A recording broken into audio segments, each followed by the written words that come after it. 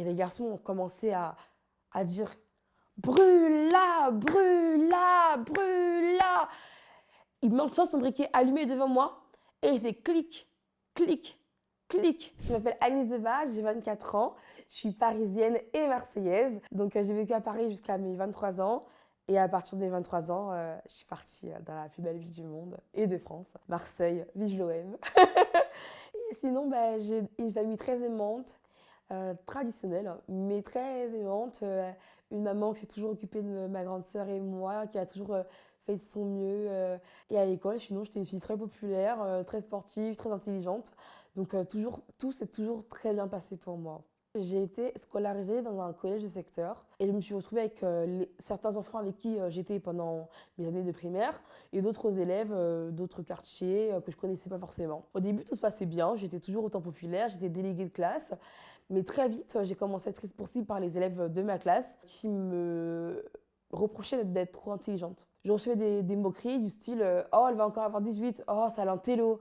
Au début, je me suis dit c'est pas grave. Après, j'étais jeune, j'avais 11 ans, je minimisais les violences que je subissais parce que personne ne m'avait jamais appris que c'était pas normal d'être victime de violences. Donc je me disais c'était pas très grave. Surtout que certaines personnes, je les connaissais, j'étais en primaire avec elles. Donc voilà, je minimisais beaucoup ce qui se passait en fait. Jusqu'au moment où j'ai commencé à recevoir des petits mots sur ma table pour me dire t'es grosse, t'es une pute, t'es une salope. Et c'est à ce moment-là que je me suis sentie vraiment dépassée par la situation. Et j'en ai parlé à ma maman qui est venue à l'établissement. Et quand elle a été reçue par l'administration de l'école, on lui a dit écoutez, madame, c'est juste de la jalousie, ça va passer. Elle était assez surprise quand même de recevoir une réponse pareille. Donc à la fin de l'année, elle a quand même demandé à ce que je change de classe. Malheureusement, j'ai jamais été acceptée dans ces classes-là. Pour être plus concise et directe, j'ai été 3 ans de suite dans la classe des personnes qui me harcelaient, donc de la 6e à la 4e. Donc quand j'arrive en 5e, je me retrouve dans la même classe que les personnes qui m'ont violentée en 6e. Moi, je suis d'une nature très optimiste, donc je me suis dit, c'est pas très grave, tout va bien se passer pour moi. Mais malheureusement, les violences ont repris de plus belle. J'ai commencé à être frappée dans les couloirs, on me tapait sur la tête quand on me voyait dans les couloirs, on me mettait des balayettes quand on me voyait dans la cour de récréation. Et jusqu'au jour où j'ai été littéralement tabassée dans les couloirs par une dizaine de personnes de ma classe et d'autres classes. Et je suis en sang, je pleure toutes les larmes de mon corps. C'était vraiment très difficile pour moi. Donc j'ai réussi à m'enfuir parce qu'il y a un ami qui est venu et qui est intervenu et qui a réussi à me permettre de sortir. Et là, je vois une surveillante pour lui expliquer voilà, je viens d'être tabassée dans les couloirs, qu'est-ce que je fais quoi? J'ai 12 ans à ce moment-là et elle me dit en rigolant oh, mamie, laisse tomber, c'est rien, ce sont des garçons, c'est amoureux de toi. J'ai 12 ans, je viens de subir une année de 6e très perturbante. Et là, j'entre en 5e et on me dit que c'est de l'amour d'être victime de violences physiques. Et malheureusement, je me suis dit, ok Agnès, maintenant, tu en as parlé en 6e, on t'a pas cru, on a minimisé. Tu en parles en 5e, on te croit pas, on minimise, bah t'en parles plus en fait. Donc je me suis tue toute l'année. Et malheureusement, je suis tombée dans les TCA, donc troubles du comportement alimentaire, et dans l'automutilation. Ça a été un combat contre moi-même, de se dire que tous les matins, déjà, tu dois te lever, tu arrives à l'école, la boule au ventre, tu as peur d'être frappé, d'être insulté, qu'on te menace de mort, qu'on te dise de te suicider. Finalement, tout arrive à la fois. Quand à partir de 13 ans, on reçoit des messages de mort tous les jours pour nous dire suicide-toi, tu sers à rien, on va te tuer. Donc moi, j'arrive à l'école, j'avais peur. Je me cachais derrière les buissons, c'était mon endroit fétiche pour être sûre de ne pas être victime de violence. Je me cachais au CDI, j'aimais lire, donc c'était mon repère, c'était bien. Je me positionnais sur un banc qui était sous la porte-fenêtre de la vie scolaire. Et malgré cet emplacement, le harcèlement continuait parce que l'établissement n'en avait rien à faire de moi. Les garçons qui m'harcelaient à l'école, ils m'attendaient le soir devant l'école, ils me pourchassaient jusqu'à chez moi, et le matin, tous les matins, ils sonnaient à mon interphone pour me menacer. Donc au final, on n'est jamais en paix. Surtout que malheureusement, moi je suis née en 2001, donc génération 2000, on a tous et toutes des téléphones. Moi, on en a eu tous et toutes très tôt, je pense. Donc arrivé au collège, tout le monde a déjà un téléphone. Donc effectivement, moi quand j'étais au collège, le cyberharcèlement dès la 5e, ça a été très très rude. Parce que j'étais une balance, une poucave, parce que j'avais osé libérer la parole, j'avais osé demander de l'aide, et je n'avais pas été aidée. On leur a dit aux harceleurs, si vous continuez d'embêter Annie, vous allez avoir 1 heure de colle. Mais on est où là? Et malheureusement, j'ai eu une copine, donc là une fille, qui plus tard m'a envoyé une lettre pour me dire je t'ai harcelé parce que si je ne t'avais pas harcelé, c'est moi qui aurais été harcelée. Pas du tout. Mais bon, pas du tout, mais bon. Elle me dit, on est dans les couloirs de l'école, avec tous les cinquièmes et tous les quatrièmes. Et là, dans les couloirs, elle crie hey, vous savez que Anise, elle a couché avec tous les garçons du collège. Et là, je me dis mais ah mince, c'est mon amie là. C'est pas juste une harceleuse lambda ou un garçon. C'est ma copine. C'est la fille avec qui je fais mes devoirs. C'est la fille avec qui je rends mon goûter. C'est la fille avec qui je passe mes week-ends. Et voilà, depuis ces jours-là, jusqu'à la fin de l'année, c'est même facile à dire, jusqu'à ma terminale, littéralement, j'ai été victime de harcèlement sexuel. Ça partait à base de viens, couche ensemble, sale pute. Ah, tu sais, c'est vrai. Ou bien, littéralement, des attouchements sexuels à l'école, quoi. Et en fait, à ce moment-là, tu as juste honte de toi. Tu te sens sali. Surtout que les gens sont au courant et personne ne fait rien. Les adultes sont au courant, voient, mais pour eux, c'est OK parce que c'est juste d'être embêté, c'est rien, ça va passer, comme disaient mes professeurs. Loin de moi l'idée de dire que dans les bons établissements, il n'y a pas de harcèlement, bien évidemment. Je suis la première à le dire, il y a du harcèlement partout. Par contre, il y a quand même des milieux qui favorisent les violences. Dans beaucoup de collèges, français en tout cas, il y a vraiment cette culture du vide, cette culture de la médiocrité, où on va rabaisser plus bas que terre, ou bien au même niveau que soi, les personnes qui excellent, les personnes qui aiment l'école. Alors que ça devrait être totalement normal, ordinaire, d'aimer l'école, d'aimer travailler pour penser à son avenir, pour penser à sa vie, pour gagner sa vie en fait. Et moi, ce que je dis toujours aux élèves qui ont des bonnes notes, qui me disent « Ah, tu sais, comme moi, comme toi, Anise, on m'a tout le temps traité d'intello pendant ma scolarité. C'était toujours le cas, alors que je suis en troisième, alors que je suis en terminale. » Et je leur dis « Mais en fait, n'ayez pas honte d'être des personnes intelligentes. Et au-delà de cela, dites-vous que vous pouvez être des modèles pour des petits. Nous, on peut être des référentes, des référents pour les petites, pour les générations futures, en fait. Donc, il ne faut vraiment pas se dire que c'est une honte. Et justement, moi, je pense que les personnes qui ont des mauvaises notes, qui ont des difficultés, devraient s'inspirer des personnes qui ont des bonnes notes, devraient leur demander leur technique de travail, devraient leur demander comment elles font pour réviser, plutôt que s'en prendre à elles et de les rabaisser. Les années collège ont été les pires années de ma vie. Alors que j'ai que 24 ans, mais ça a été plus de 10 ans de ma vie, en fait, 10 ans de souffrance, en fait, de mes 11 ans jusqu'à mes 23 ans, en toute sincérité. Selon moi, je suis un cas d'école en matière de harcèlement scolaire. Je pense que mon cas de harcèlement, tout le monde devrait l'étudier. Parce que c'est tellement dans le cliché, je suis passée par tous les états émotionnels possibles, j'ai vécu quasiment toutes les conséquences, automutilation, TCA, dépression sévère, tentative de suicide, personne ne m'a aidée. Mais ce qui me rend le plus dubitative, c'est le fait de me dire qu'il y a des filles, mes amies, à qui j'ai dit que j'avais été harcelée, qui ont vu que j'ai été frappée, à qui j'ai écrit en message. Il y a des garçons dans l'école qui me touchent les fesses. Et elles m'ont dit, je ne savais pas que tu étais harcelée. Je l'ai appris quand tu es passée à la télé. Et je me dis, mais en fait, il y a vraiment cette omerta. Je ne dis rien, je ne vois rien, je ne sais rien. Tant que ça ne nous touche pas, nous, personnellement, même si c'est une copine à moi, même si c'est ma meilleure amie, tant que je ne suis pas touchée personnellement, j'oublie, j'efface de ma mémoire. Et malheureusement, je pense que cette omerta, elle est alimentée par l'inaction des adultes. Parfois, j'ai 24 ans, mais il y a une semaine, j'ai fait un cauchemar là-dessus, quoi. Donc, en vrai, je suis toujours atteinte parce que je pense que c'est le traumatisme de ma vie. Je m'en rappellerai toujours. Pourtant, les gens, et j'aimerais bien faire un petit message là-dessus, les gens disent souvent, passe à autre chose. C'est du passé maintenant. C'est pas très grave. Il y en a qui ont vécu pire que toi. Et j'ai envie de dire à ces gens-là, toutes les formes de violence sont graves en fait. Il n'y a pas une violence qui est plus grave qu'une autre. Les violences psychologiques ne sont pas moins graves que les violences physiques. Et inversement, toutes les violences sont graves et ne doivent pas être minimisées. De un, c'est pas moi qui décide de tourner la page. De deux, c'est mon cerveau qui me rappelle tous les jours ce que j'ai vécu. De trois, c'est en moi en fait. Au bout d'un moment, il faut arrêter quoi. C'est en moi, c'est mon histoire. Je ne veux pas dire j'ai eu une très bonne scolarité, j'avais des bonnes notes et c'est bon. Non, c'est pas vrai.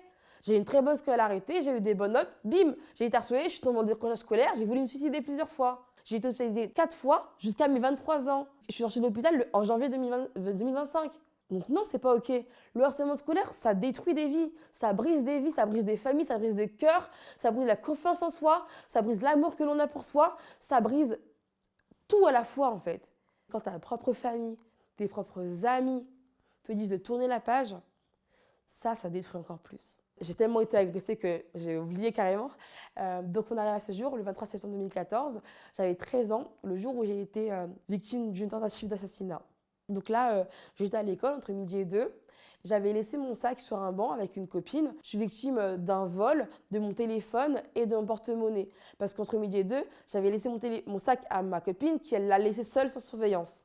J'arrive chez moi, je cherche mon téléphone, mon porte-monnaie, je vois qu'ils sont absents. Et là, je me dis, mais non. Donc, malheureusement, j'arrive devant l'établissement. Je vais prévenir l'administration de la CPE qui me remballe, mais vraiment très violemment. Elle me dit, écoute Anis, on peut rien faire pour toi. Au bout d'un moment, tu nous saoules, tu as toujours des problèmes. Elle est même allée jusqu'à dire, si j'en ai marre d'être harcelée, je n'ai qu'à changer d'établissement. Je suis partie d'établissement très déboussolée et je me suis dit, oh là là, mais comment je vais faire pour l'annoncer à ma maman. Donc je sors du collège et là, je me retrouve dans un guet-apens avec les personnes qui me harcèlent. Donc la bande de garçons qui me harcèlent depuis 1 an au collège.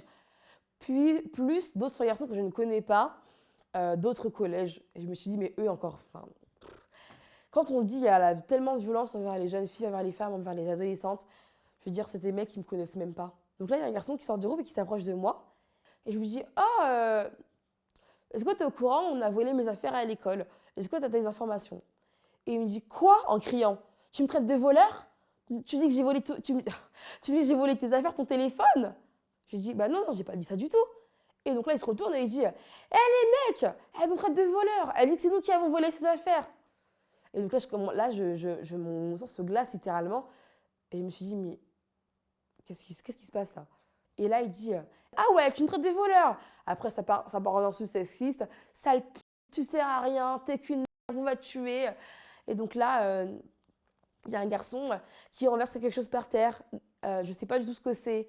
Mais je vois que c'est une substance pas liquide qui est grasse, mais je comprends pas trop. Il renverse ça par terre tout autour de moi, à côté de moi, partout. Un autre garçon s'approche de moi avec un deuxième bidon et le premier garçon en question me dit c'est de l'essence. Et là je me dis oula. Et là le deuxième garçon me renverse entièrement sur moi le bidon d'essence. Donc j'étais de la tête aux pieds remplie d'essence. J'étais en train de pleurer toutes les larmes de mon corps parce que je me suis dit, ils vont me tuer en fait. Ils vont me tuer. J'avais juste peur de mourir. Et là, pour couronner le tout, un troisième garçon sort du groupe et là, il sort avec un briquet. Il dit, remettez-lui de l'essence, je vais l'allumer. Et là, je pense que c'est quelque chose qui me marquera toujours. Il maintient son briquet allumé devant moi et il fait clic, clic, clic. Il s'amusait. Pour lui, c'était drôle en fait. Dans ma tête, intérieurement, je l'ai supplié, s'il vous plaît, s'il vous plaît, s'il vous plaît, tuez-moi, arrêtez le supplice dès maintenant en fait. Dès maintenant, tuez-moi. Je ne veux plus souffrir, je ne veux plus que vous me frappiez, je ne veux plus que vous m'insultiez, je ne veux plus que vous me poussiez jusqu'à chez moi. Tuez-moi. Et là, il y a eu un grand silence. Et les garçons ont commencé à dire brûle-la, brûle-la, brûle-la. Et donc là, j'ai eu une force, mais surhumaine, qui m'a dit, Anise, maintenant, soit tu fuis, soit tu vas mourir brûlée vive dans les flammes de la haine. Donc j'ai réussi à m'enfuir. Il y avait des passants, des passantes.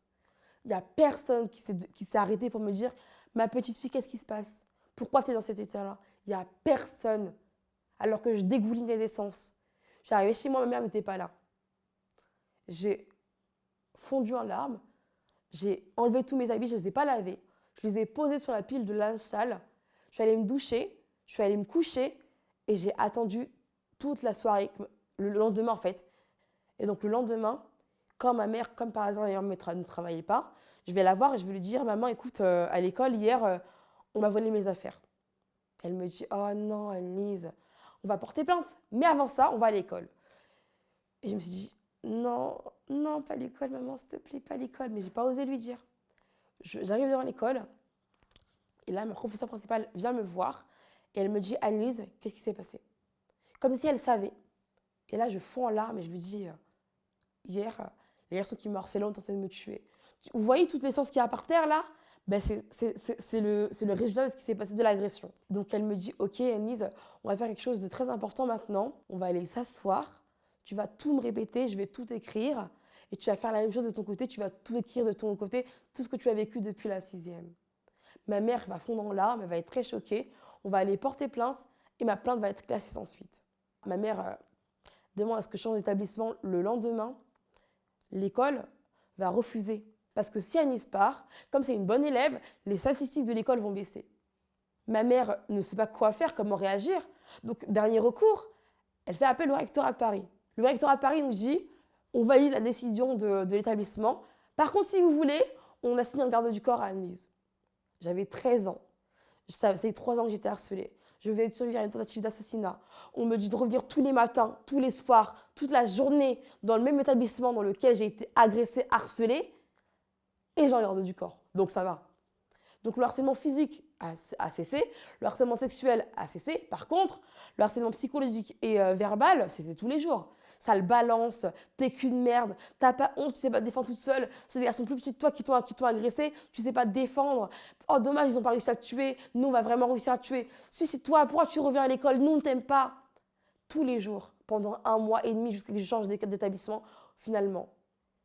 J'ai réussi, avec détermination de ma maman, à changer d'établissement en novembre. J'arrive dans un nouveau collège, malheureusement, c'est un collège du secteur, dans le même arrondissement. Donc, quand j'arrive dans le nouveau collège, je me suis malheureusement retrouvée dans la même situation, avec des garçons qui, malheureusement, connaissaient les garçons qui m'avaient harcelée. Donc, ils ont dit aux garçons, on sait où elle est, la fille que vous avez harcelée, donc venez tous les soirs devant notre collège. Et la bande de harceleurs et d'agresseurs initiales a dit, comme on n'est pas là la journée, prenez le relais. Donc ils ont dit, bien sûr, on va faire ça. Donc ils m'ont harcelé toute l'année de 4e. Les garçons qui m'ont harcelé initialement et qui m'ont agressé ne se sont pas contentés de m'agresser, de me harceler. Ils ont continué à me harceler jusqu'à mes 18 ans. C'est-à-dire que quand j'étais au lycée, quand j'ai changé d'arrondissement, ils m'envoyaient des messages de mort tous les jours. Et à la suite de cela, je me suis dit, Agnès, au bout d'un moment, en fait, tu peux plus vivre ça. J'avais 18 ans, je passais mon bac, j'ai eu mon bac. Le harcèlement continuait jusqu'à la fin de l'année. J'ai dit, je peux plus. Donc, je suis partie. J'ai quitté Paris pour mes études supérieures et c'est comme ça que le harcèlement a cessé. Je n'ai jamais voulu me venger. On m'a tellement proposé de fois, mais tellement de fois, de les frapper pour moi. Mais le nombre de fois, je me suis dit, mais oui, c'est ce qu'ils méritent, ces mecs-là. Le nombre de fois où j'ai voulu donner leur adresse et leur numéro et leur nom de famille pour qu'on aille les frapper. Mais je me suis dit, de 1, ça sert à rien parce que ça va retomber sur moi. Et de 2, ça va pas m'apporter de la paix. J'ai besoin d'être reconnue en tant que victime de harcèlement scolaire et victime d'une tentative d'assassinat. Mais j'ai besoin d'être reconnue par les institutions. Vous avez été victime de violence, on vous reconnaît victime de violence et ensuite qu'il y ait des sanctions. Oui, il faut des sanctions. Il faut des sanctions pour ces garçons-là. Parce que ce qu'ils ont fait avec moi, qui nous dit pas que là, ils ont pas tué leur femme actuellement, qu'ils n'ont pas frappé leur enfant, qu'ils ont des enfants, qu'ils n'ont pas allé poignarder des mecs en soirée parce qu'ils se sont disputés avec eux. On ne sait pas. Il y a des enfants, moi je pense à Dina, je pense à Lindsay, je pense à Lucas, à Nicolas, qui se sont suicidés à cause du harcèlement scolaire, du cyberharcèlement qu'ils subissaient. Leurs affaires ont toutes été classées sans suite. On n'a pas foi en la justice, on ne fait pas confiance à la justice, non plus aux policiers, parce que les policiers minimisent ce qu'on vit. Par exemple, moi j'avais 13 ans. Le lendemain de mon agression, je vais porter plainte. Et le policier qui me reçoit me dit, non mais vous êtes sûr que vous n'exagérez pas là? Comment on veut avancer comme ça? Je veux dire, de mes 11 ans jusqu'à mes 23 ans, j'ai vécu un enfer. Pour moi, je revis depuis que je suis installée à Marseille. Donc depuis mes 23 ans, donc 10 ans plus tard. Mais non, j'ai pas eu d'adolescence. Comment se reconstruire? Il y a tellement de choses à faire. Je veux dire, réapprendre à s'aimer, réapprendre à croire en soi, réapprendre à parler et à se dire qu'on va être finalement écouté, cru, comprise. Moi, ma reconstruction, on va dire qu'elle est vraiment passée par l'aide des autres. Dès que j'ai commencé à être victime de harcèlement scolaire, donc à partir de mes 11 ans, j'ai commencé à écrire ce que je vivais. Et ça m'a aidée à mettre en dehors de moi ce que je vivais. Certes, je me mutilais, certes, je me rabaissais, mais j'avais l'écriture qui me permettait de souffler.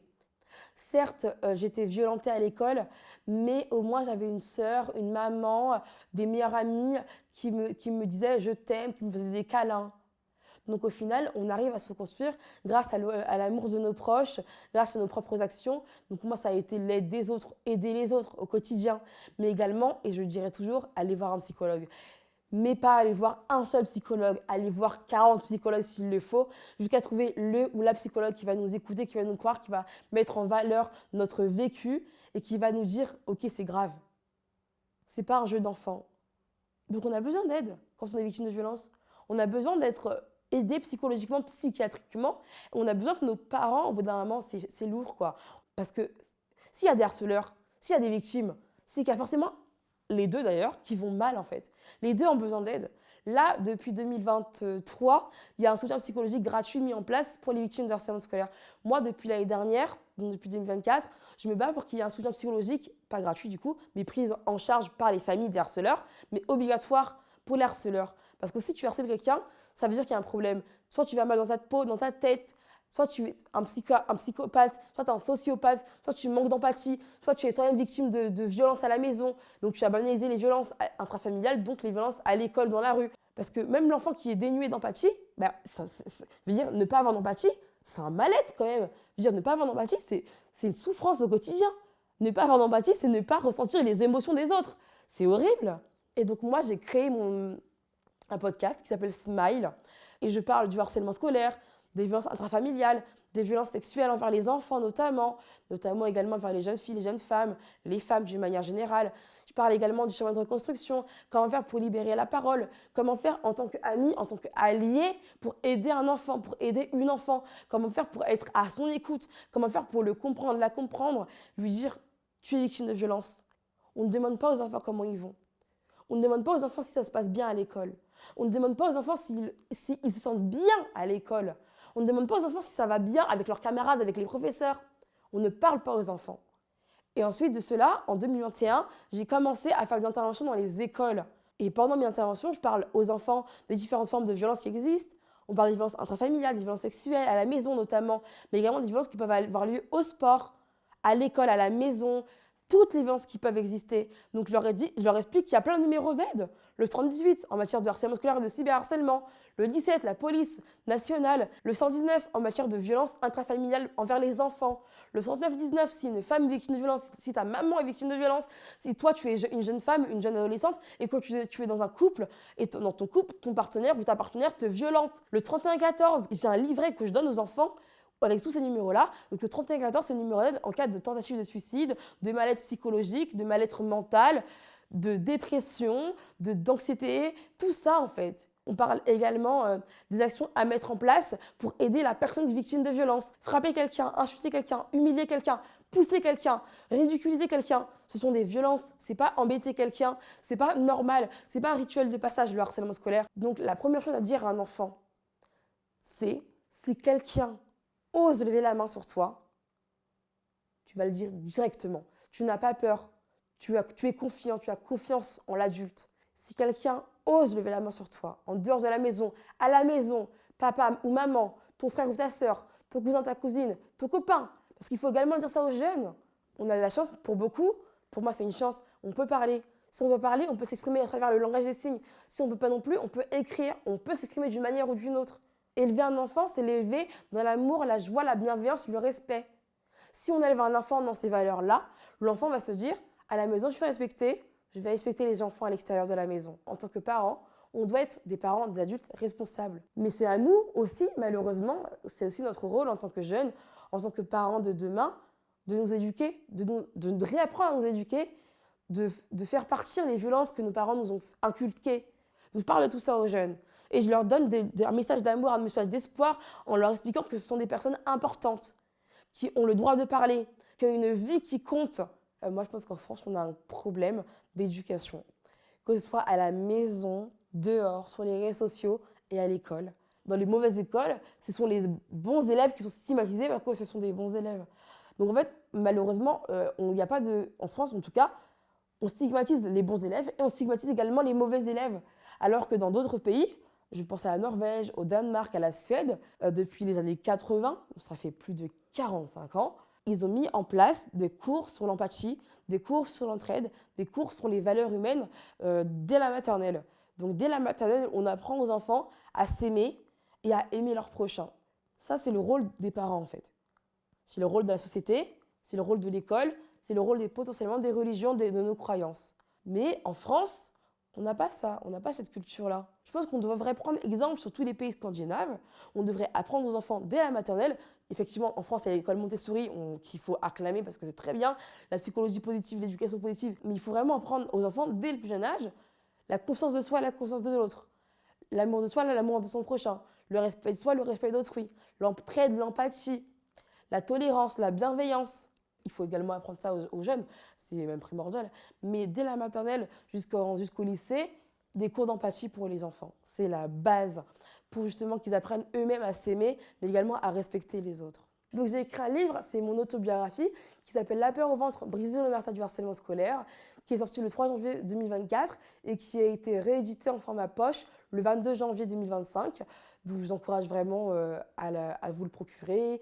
Et je pense qu'il est vraiment important parce que je parle vraiment de tous les mécanismes qui ont mené à l'agression à laquelle j'ai survécu. Je parle également de la santé mentale. Je parle des violences que j'ai subies à l'hôpital, dans un endroit où potentiellement on se dit qu'on est en sécurité, on est vulnérable et pourtant on peut également être victime de violences à l'hôpital. Donc je parle également de ça et je donne des solutions pour venir en aide aux victimes de harcèlement et je donne également des propositions aux professeurs, aux directions scolaires et à l'éducation nationale.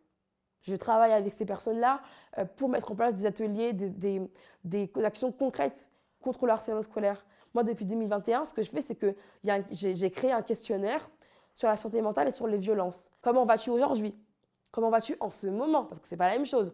Lundi, on peut aller très bien. Par contre, mardi, mercredi, jeudi, jusqu'à dimanche, on peut être victime de harcèlement et cyberharcèlement. Comment vas-tu à la maison ? Es-tu témoin de violence à l'école, au sport, à la maison ? Es-tu victime de violence à l'école, au sport, à la maison, dans la rue, sur les réseaux sociaux ? Et les enfants se libèrent parce qu'on ne leur pose pas ces questions-là.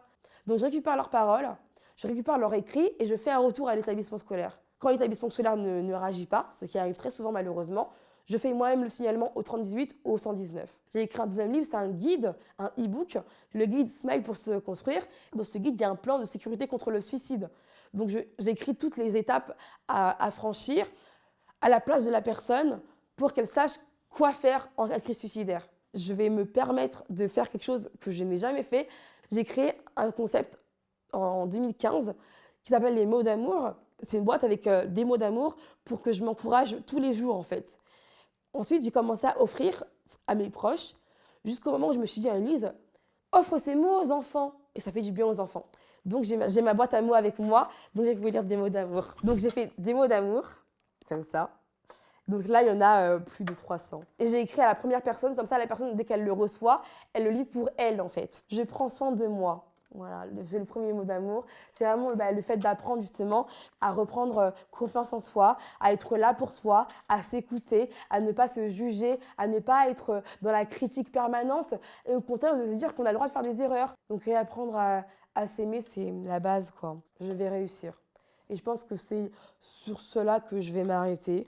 Dans le sens où, quand on est victime de violence, on pense que notre vie, elle est fichue, elle est gâchée, elle est brisée. Ça a été mon cas. De mes 11 ans jusqu'à mes 23 ans, je me suis dit que je ne serais jamais heureuse, que je ne connaîtrais jamais la paix, parce que pour moi, je suis morte à 13 ans. Et tous les ans, à chaque anniversaire, le 24 septembre de 2014, 2015 jusqu'à 2024, je pleure, mais je pleure à chaudes larmes, quoi. Et là, en 2024, c'était les 10 ans de l'agression. Et malheureusement, je suis tombée en dépression. J'ai été hospitalisée d'urgence en psychiatrie parce que c'était trop difficile pour moi à gérer. Ça faisait 10 ans que j'avais été agressée. J'ai toujours pas obtenu justice. Là, j'ai porté plainte, j'ai fait appel. Donc là, heureusement, depuis 2023, depuis surtout 2024, il y a une enquête qui est en cours. Et ça fait du bien. Parce que je me dis, si moi, j'ai vécu tout ça, une personne qui n'aura pas été agressée jusqu'à l'agression tentative de meurtre se dira, moi aussi, qui n'ai pas été victime d'une agression, j'ai le droit de porter plainte. Parce qu'en fait, souvent, on va graduer les violences. On va se dire, par exemple, malheureusement, ce qui se passe souvent à l'école, on t'a juste insulté, on t'a juste frappé, c'est pas grave. Par contre, si on t'a tabassé, là, c'est grave. Non, une claque, c'est grave. Mettre des coups, frapper, tabasser quelqu'un, c'est grave. Dire à quelqu'un t'es belle, c'est grave. Dire à quelqu'un suicide-toi, c'est grave. Il n'y a pas de gradation. Effectivement, la portée du mot, des mots, des coups ne va pas être la même, mais ça a le même impact. Donc voilà, c'est ce que j'avais à dire. Merci beaucoup. Merci à vous.